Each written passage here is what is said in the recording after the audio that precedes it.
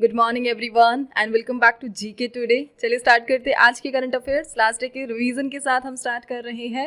Last हमने क्या discuss किया था? What is the name of the biggest financial inclusion initiative in the world launch by India.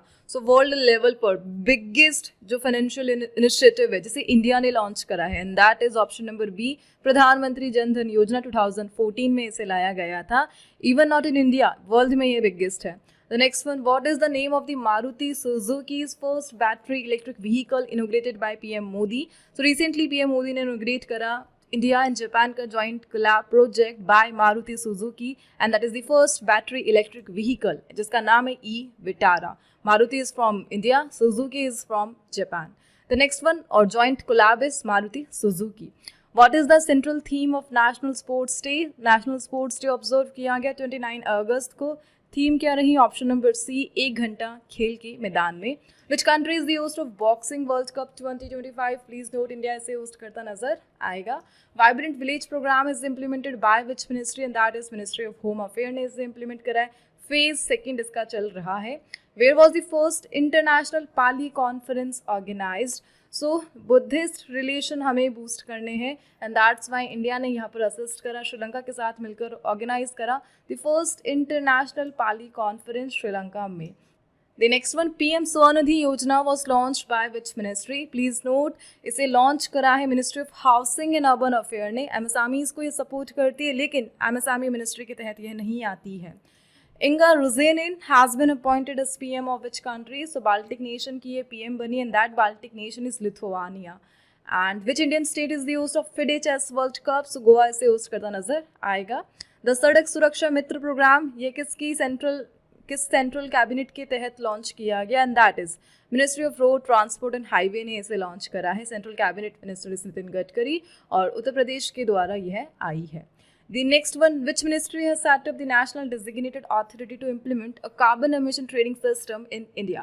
So India में जो carbon trading है उसे प्रमोट करना है as per Paris agreement article 6, और यहाँ पर एक मिनिस्ट्री ने सेटअप करा एक authority. That ministry is ministry of environment and the authority is national designated authority. So back to this session. आज क्या टॉपिक हम डिस्कस करने जा रहे हैं? एक सिंड्रोम को हम डिस्कस करेंगे, that is गिलेन-बरी syndrome.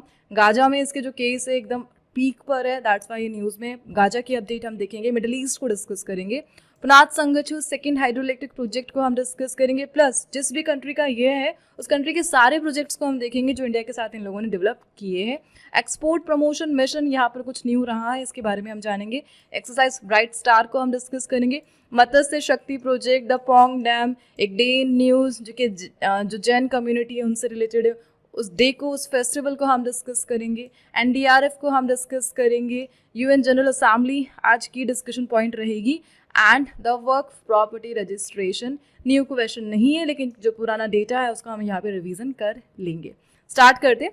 And please note, all this question is सब डेली 20 एमसीक्यू सीरीज का पार्ट है जो आपको जीके टुडे के एंड्रॉइड एप्लीकेशन पर मिल जाएंगे। मल्टीपल लैंग्वेज में it is available.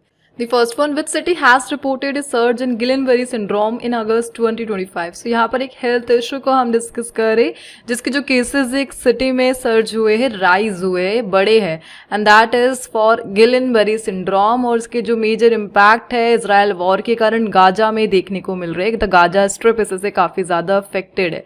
So recently जो भी रिपोर्ट्स यहाँ पर गाजा से आ रही है, वॉर इम्पैक्ट एरिया, और यहाँ पर Guillain-Barré syndrome अभी न्यूज़ में चल रही है, जिसके कारण हेल्थ कंसर्न अपने पीक लेवल पर राइज हो चुके हैं।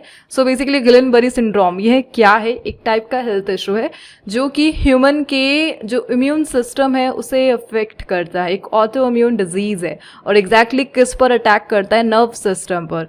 हमारा जो नर्व सिस्टम है, specially the peripheral nervous system, जो ह्यूमन का मसल मूवमेंट, पेन जो हम फील कर पाते हैं, टेम्परेचर, टच सेंसेशन, इन सबको कंट्रोल करता है the peripheral nervous system.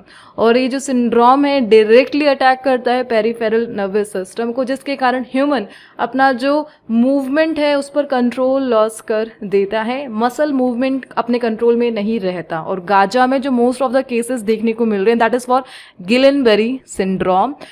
As जो ग्रुप है इससे इम्पैक्टेड 30 to 50 सबसे ज़्यादा केसेस इस एज ग्रुप में देखने को मिलते हैं।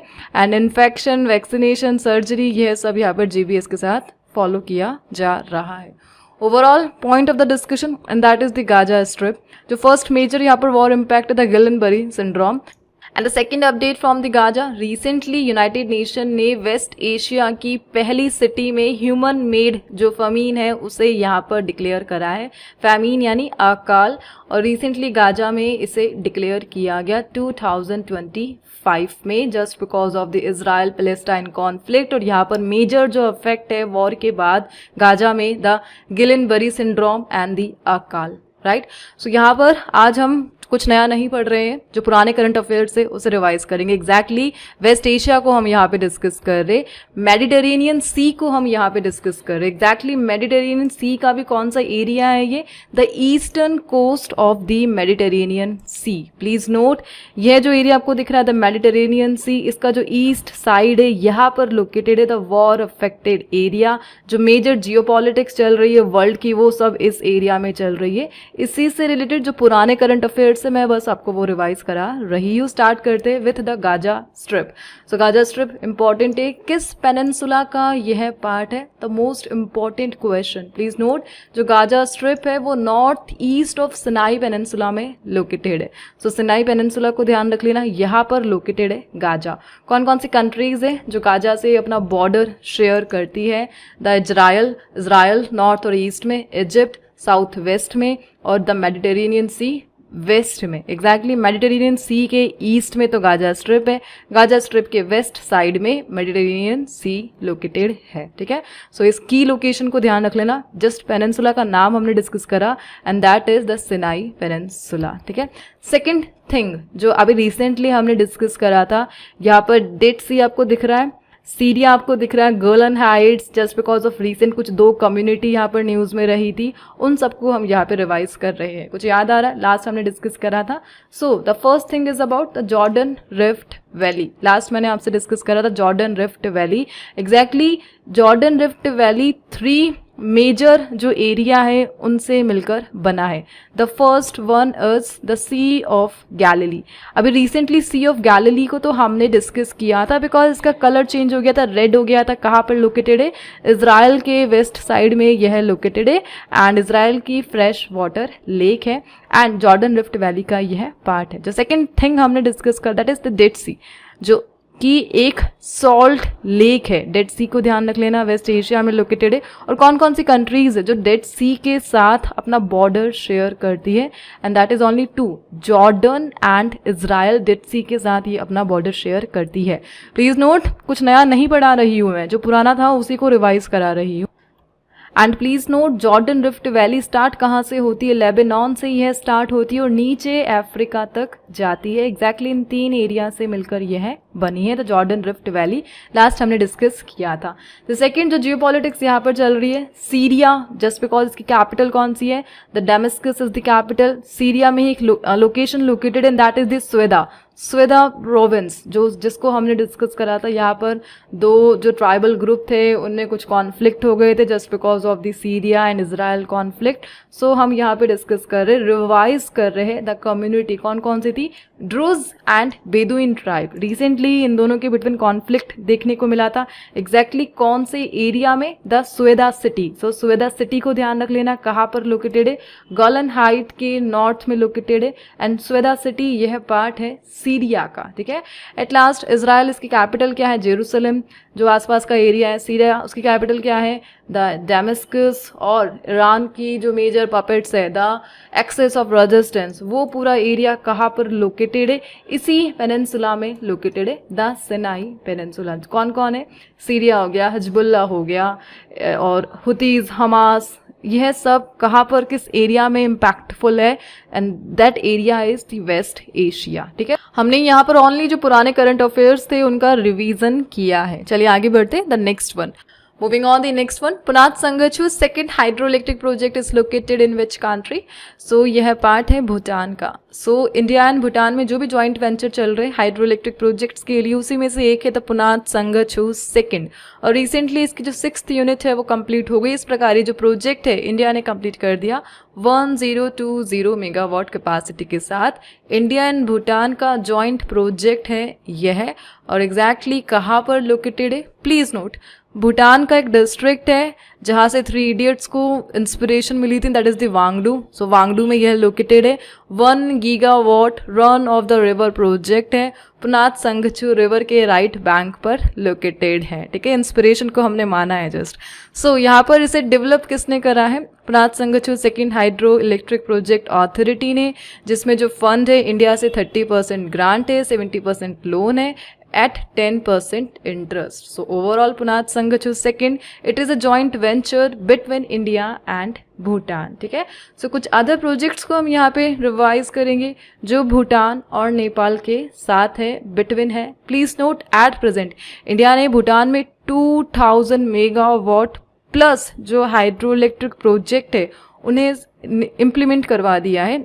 2000 मेगावाट से ऊपर तक की इलेक्ट्रिसिटी इन प्रोजेक्ट से चल रही है इंडिया की हेल्प से. सो इंडिया एंड भूटान यह सब जितनी भी जॉइंट वेंचर करता है एक फ्रेंडशिप ट्रीटी के अमॉन्ग करता है, and that is the 1949 treaty of friendship, जिसे 2007 में रिन्यू किया गया था. और इसी फ्रेंडशिप के साथ हम भूटान की यहाँ पर हेल्प करते हैं. ओवरऑल इंडिया की द पॉलिसी अपने नेबर्स को कंट्रोल में करना, उनकी हेल्प करके, and that is the joint project between India and project. So यहाँ पर अभी रिसेंटली पीएम मोदी को एक अवार्ड मिला था भूटान से, उसे भी ध्यान रख लेना. The order of the Druk कहाँ से मिला? भूटान से. उनका हाईएस्ट सिविलियन ऑनर है. भूटान की कैपिटल क्या है? Thimphu. It is the capital. Please note world की फर्स्ट कार्बन नेगेटिव कंट्री कौन सी है? And that is the Bhutan. अभी रिसेंटली हमने डिस्कस करा था a joint venture between Tata power and Druk corporation from Bhutan. So यहाँ पर 600 मेगावाट का प्रोजेक्ट ऑलरेडी चल रहा है जो टाटा पावर एंड भूटान से ड्रुक कॉर्पोरेशन ने साइन किया था फॉर खोलुंगचू प्रोजेक्ट. सो खोलुंगचू प्रोजेक्ट को ध्यान रख लेना. It is also between Bhutan and India और एक हाइड्रो इलेक्ट्रिक प्रोजेक्ट है यह है. ठीक है, एग्जैक्टली यहाँ पर India already 4 major project Bhutan के लिए बना चुका है. उसमें से एक प्रोजेक्ट के लिए तो हमें अवार्ड भी दिया गया था, वर्ल्ड लेवल पर उसे रिकग्नाइज किया गया था. सो 4 मेजर प्रोजेक्ट को ध्यान रख लेना. चुखा हाइड्रो इलेक्ट्रिक प्रोजेक्ट कहाँ पर है? भूटान. इंडिया की हेल्प से बनाया गया. 336 मेगावाट कैपेसिटी, 1988 का टाइम है. ताला हाइड्रो इलेक्ट्रिक प्रोजेक्ट भूटान में है. खुरिचू भूटान में है एंड मांगदेछू भूटान में है. सो मांगदेछू को ध्यान रख लेना. ये एक ऐसा हाइड्रो इलेक्ट्रिक प्रोजेक्ट है जो कि अवार्ड विनिंग है. इंटरनेशनल लेवल पर इंडिया को यहाँ पर रिकग्नाइज किया था बिकॉज इंडिया ने ये 4 मेजर प्रोजेक्ट्स में से चौथा बनाया था 720 मेगावाट. यह इंटरनेशनल लेवल पर इसे रिकग्निशन मिला था. ओवरऑल हम यहाँ पर केवल प्रोजेक्ट्स को डिस्कस कर रहे हैं भूटान और इंडिया के बिटवीन. जस्ट लाइक पुनात संगचू को हमने डिस्कस किया, सेकंड है.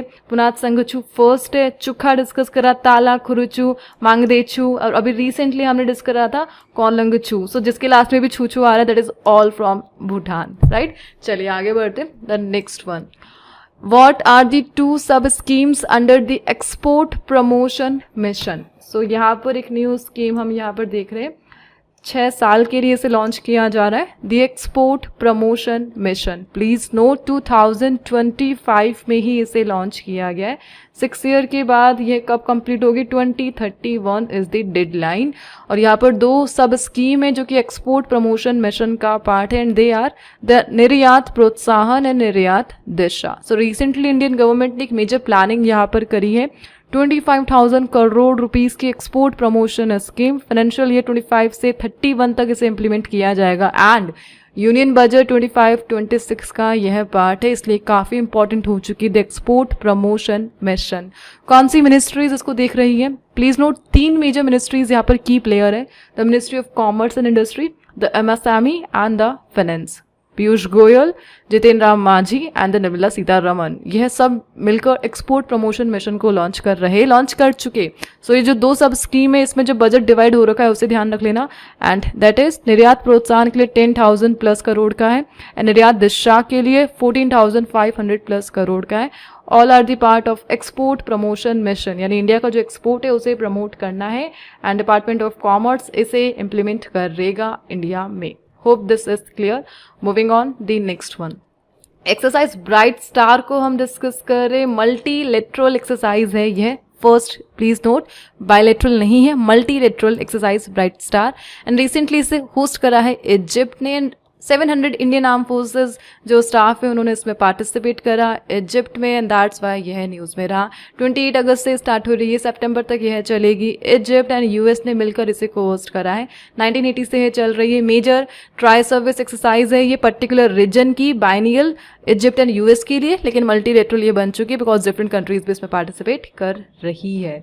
कब से स्टार्ट हुई थी? 1980 से। The exercise bright star between US and Egypt and other countries यहाँ पर पार्टिसिपेंट रही। ठीक है, चलिए आगे बढ़ते, कुछ एक्सरसाइजेस को हम यहाँ पर रिवाइज कर लेते।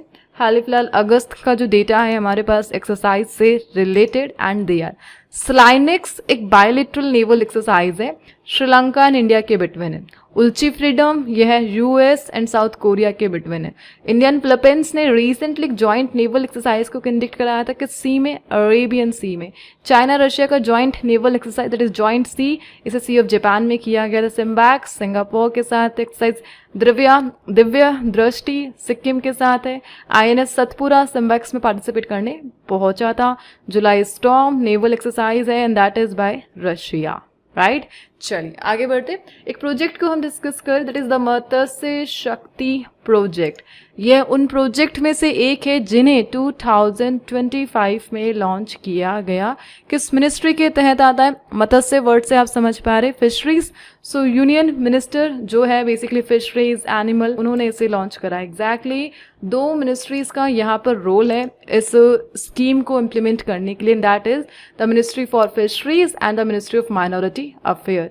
फिशरीज के मिनिस्टर जो एग्रीकल्चर के आई थिंक वही है जो मध्य प्रदेश के लास्ट सीएम थे शिवराज सिंह चौहान। माइनॉरिटी अफेयर के जो cabinet minister that is the Kiren Rijiju. So यह जॉइंट वेंचर है मत्स्य शक्ति प्रोजेक्ट इन दोनों मिनिस्ट्रीज के बिटवीन, एंड रिसेंटली 2025 में इसे लॉन्च किया गया by the union minister of state that is Shri George Kurian, and that's why यह न्यूज़ में रहा। कोवालम में कुछ इसे लॉन्च किया गया। इस प्रोजेक्ट को कौन इम्प्लीमेंट कर रहा है? सो विझनझाम रीजनल सेंटर ऑफ CMFRI है ये। CMFRI क्या है? यहाँ पर central marine fisheries research institute है मिनिस्ट्री ऑफ एग्रीकल्चर के तहत, और यह इस स्कीम को इम्प्लीमेंट करेगा दोनों मिनिस्ट्रीज के साथ कोलैब करके। ओवरऑल यहाँ पर एक स्कीम को हम डिस्कस करें जो जिस स्कीम के तहत ही शक्ति प्रोजेक्ट को लाया गया, मत्स्य शक्ति project, and that is the PM Vikas scheme. PM Vikas scheme का मेन गोल क्या है? इंडिया में जो माइनॉरिटी कम्युनिटी है उनके वेलफेयर के लिए PM विकास को लाया गया था। बहुत पुरानी स्कीम है, आए दिन हम PM विकास को डिस्कस करते रहते ही है। 2023 में PM विकास को लॉन्च किया गया था, याद है? 5 मेजर स्कीम्स को मर्ज करके PM विकास को लाया गया था। वो 5 स्कीम का नाम याद है? ध्यान से अच्छे से याद कर लेना बिकॉज इंपॉर्टेंट है। कौन सी 5 स्कीम है जिन्हें मर्ज करके PM विकास को लाया गया था? सीखो और कमाओ, उस्ताद, हमारी धरोहर, नई रोशनी, नई मंजिल। इन 5 को इंटीग्रेट करके PM विकास को 2023 में लाया गया था। PM विकास का फुल फॉर्म क्या है? प्रधानमंत्री कौशल टू काम कार्यक्रम, जो कि मिनिस्ट्री ऑफ माइनॉरिटी अफेयर के तहत यहाँ पर आता है। और PM विकास स्कीम के तहत ही जो सोशो इकोनॉमिक वेलबींग है उसे इम्प्लीमेंट किया जा रहा है इस प्रकार की स्कीम्स को लॉन्च करके, मत्स्य शक्ति project. Hope this question is clear. Moving on the next one, the Pong dam, जिसे बेस डैम के नाम से भी जाना जाता है, किस रिवर पर यह बना हुआ है? बेस रिवर पर यह बना हुआ है। सो यहाँ पर जो वाटर लेवल है पोंग डैम, उसका वाटर लेवल राइज हो गया, डेंजर मार्क यहाँ पर नोट किया गया, दैट्स वाई यह न्यूज़ में रहा। एग्जैक्टली हिमाचल प्रदेश में यह लोकेटेड है, हिमाचल प्रदेश के भी कांगड़ा डिस्ट्रिक्ट में। हील्स आपसे पूछे शिवालिक हील्स में, रिवर आपसे पूछे बेस रिवर में। कब बना था? 1961 से 1974 में बना था। और इंडिया का टॉलेस्ट अर्थफिल एम्बैंकमेंट डैम है यह, जो irrigation, hydro electric power and in सबको सपोर्ट करता है। एंड महाराणा प्रताप सागर लेक को कहाँ पर बनाया गया है? इस पोंग डैम पर ही बनाया गया है, and created the Maharana Pratap Sagar lake. ठीक है, सो इस डैम को ध्यान रख लेना, वाटर लेवल राइज के कारण यह अभी न्यूज में रहा, just because danger mark alert. चलिए आगे बढ़ते, कुछ डैम इन न्यूज हम यहाँ पर देख लेते। काफी मुश्किल से डैम के क्वेश्चन यहाँ पर आते। So recently where was the damsel fly, so dam से इस डैमसल फ्लाई स्पीशीज को हमने कैप्चर करा है. सो कहाँ पे इसे डिस्कवर किया गया, महाराष्ट्र में. Pong dam lake wildlife sanctuary Himachal Pradesh में. ग्रैंड इथियोपियन रेनेसांस डैम, ये कहाँ पर, किस रिवर पर बना हुआ है, ब्लू नाइल रिवर पर यह बना हुआ है इथियोपिया में. And recently same question, Arunachal Pradesh में डैमसल फ्लाई के species. The Mullaperiyar dam, ये कहाँ पर लोकेटेड है, पेरियार केरला में. Baglihar hydroelectric power project dam Chenab river पर बना हुआ है जम्मू कश्मीर में. Baglihar dam Chenab river Jammu Kashmir. ठीक है, चलिए आगे बढ़ते. एक मेजर कल्चर से रिलेटेड क्वेश्चन को हम डिस्कस करें, and that is the Samvatsari day. So Samvatsari day, it is a traditional festival celebrated in which religion, and that is the Jainism. So Jain community में इस फेस्टिवल को सेलिब्रेट किया जाता है. सो जैन जो कम्युनिटी है उनके लिए सबसे बिगेस्ट जो फेस्टिवल है जो अभी चल रहा है 8 डे का फेस्टिवल, एंड दैट इज दी पर्यूषण पर्व. सो पर्यूषण पर्व का पार्ट है दी संवंतरी डे, जिसे रिसेंटली सेलिब्रेट किया गया जैनिज्म में, एंड दैट्स वाई यह न्यूज़ में रहा. सो बेसिकली इस फेस्टिवल के साथ जो जैन पीपल है वो फॉरगिवनेस को, सेल्फ प्योरिफिकेशन को यहाँ पर प्रमोट करते हैं. एंड अहिंसा इनका सबसे बड़ा टूल है ह्यूमैनिटी को प्रमोट करने के लिए, स्पिरिचुअल रिफ्लेक्शन को प्रमोट करने के लिए. एंड दैट्स वाई जो पर्यूषण पर्व है इन डेज के लिए जो मेजर डे है यहाँ पर, and that is the Samvatsari day. Overall आपको ध्यान रखना है Samvatsari day, it is Samvatsari day. Jain community से ये एसोसिएटेड है. पर्यूषण पर्व को ध्यान रख लेना, 8 डे का फेस्टिवल है, एंड जैन जो कम्युनिटी उनका सबसे बड़ा फेस्टिवल है यह है, जब ये रिसेंटली स्टार्ट हुआ था लास्ट अगस्त और मिड सितंबर तक यह चलेगा. ठीक है, hope this question is clear. Moving on the next one, NDRF को हम डिस्कस कर रहे हैं, that is the national disaster response force. It is a specialised disaster response force under which ministry, and that is the ministry of home affair के तहत ये function करता है. सो रिसेंटली यहाँ पर सुप्रीम कोर्ट कमेटी ने approval दिया है. एनडीआरएफ का जो हेडक्वार्टर है उसकी जो बिल्डिंग है उसे अप्रूवल मिला है, दिल्ली के मॉर्फोलॉजिकल रिज एरिया में उसे बनाया जाएगा. एनडीआरएफ को कब बनाया गया था, 2005 में इसे बनाया गया था मिनिस्ट्री ऑफ होम अफेयर के तहत. एग्जैक्टली क्या करती है एनडीआरएफ, मैन मेड डिजास्टर और नेचुरल डिजास्टर को हैंडल करना इनका मेन गोल है. एक नई टर्म आप सीख लीजिए यहाँ पर, दैट इज द CBRN. तो CBRN क्या होता है, chemical, biological, radiological and nuclear, जितनी भी इमरजेंसी है इन सब से निपटना एनडीआरएफ का काम है. और इनका मोटो क्या है, ध्यान रख लेना, आपदा सेवा सदैव सर्वत्र. यह किसका मोटो है, एनडीआरएफ का, जो किसके तहत फंक्शन करती है, मिनिस्ट्री ऑफ होम अफेयर के तहत ये फंक्शन करती है.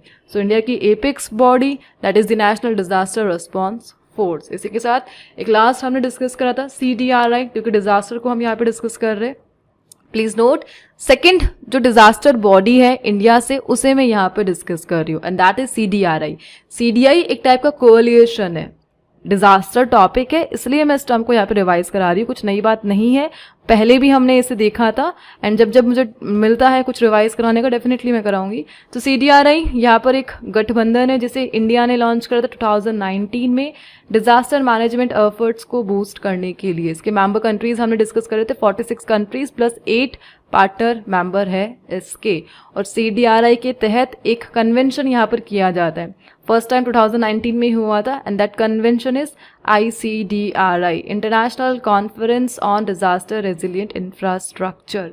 सो प्लीज़ यह होप है आप लोगों से, एक उम्मीद है कि आप रेगुलर रहें, तभी ये सब आपको समझ में आएगा, क्योंकि जहाँ पे मुझे टाइम मिलता है मैं रिवाइज कराती हूँ पुराने डेटा का.